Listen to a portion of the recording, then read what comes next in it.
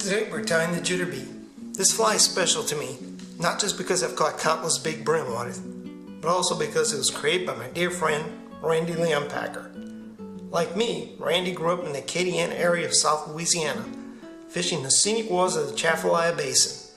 The most popular artificial lure back then and still today is the Leonpacher Special, a tiny plastic grub with a barred body and a forked tail. As fate would have it, Randy and I ended up working for the same company and eventually the same project staff, both taking an interest in fly fishing and fly tying. One day we were discussing the Leonpacher Special. I had created a fly by that name, but it was a poor imitation. Randy took up the challenge. His design had rubber tails and a two chenille body of contrasting colors. And back in 1995, beads were the hot new item, so a bead head was added for weight. But the real secret to this fly, as much as its simple design, is the Eagle Claw 080 bait holder hook. Randy chose this as a cheap alternative to standard nymph hooks. Little did he know he was ahead of his time. That's because the EC 080 is actually much closer to today's Czech nymph competition hooks.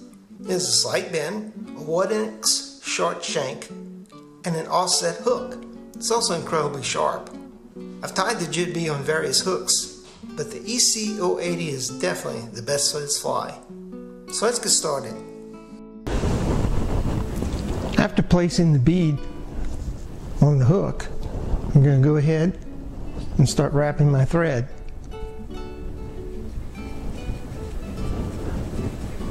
When I get to the bend of the hook, I'm going to tie thread all the way to the bend.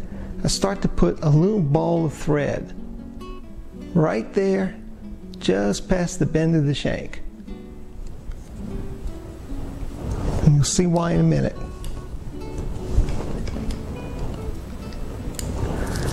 Next come the tails. You can use rubber legs, rubber materials like this. I prefer to use the silly leg. It comes in silicone legs, floater legs or silly legs, whatever you decide, whatever brand you get. They come in strands like this, and they have a little bit of metal flake inside, so it gives them a little bit of shine. You can take it and cut a strand in half like this and still have enough material for a leg. So I'm going to go ahead and tie that leg in. Move my thread like this.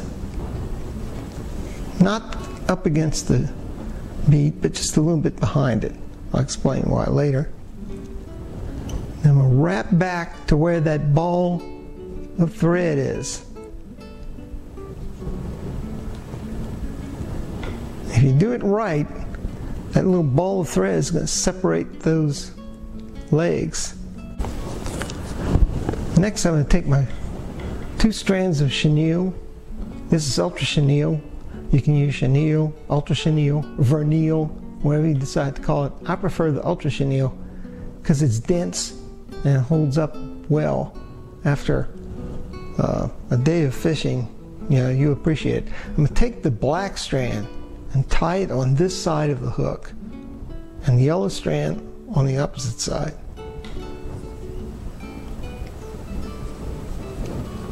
And again, I don't tie it right behind the bead. I just tie it, give it a little bit of room behind the bead. Tie it all the way back to where the legs are. And then, pulling this yellow thread, a yellow chenille forward, I'm going to then pair them together and make my wraps.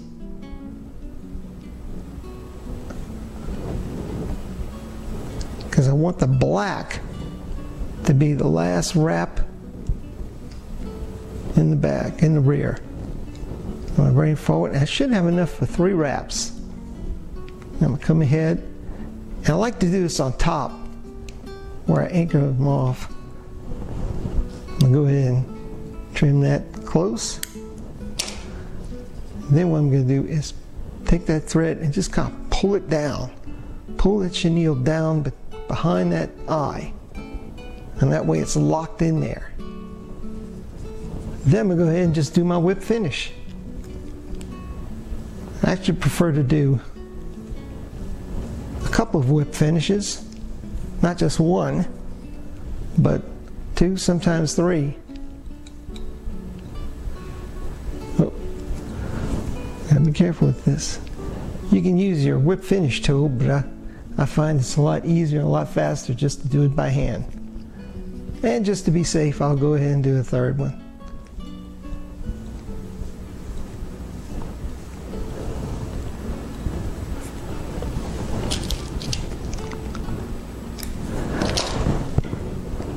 Now I'm going to trim these tails off, and I want the tails to be just slightly longer than the hook. So about right there. And that's it. That's all there is to tying the Jitterbee. It's a great fly. Give it a chance.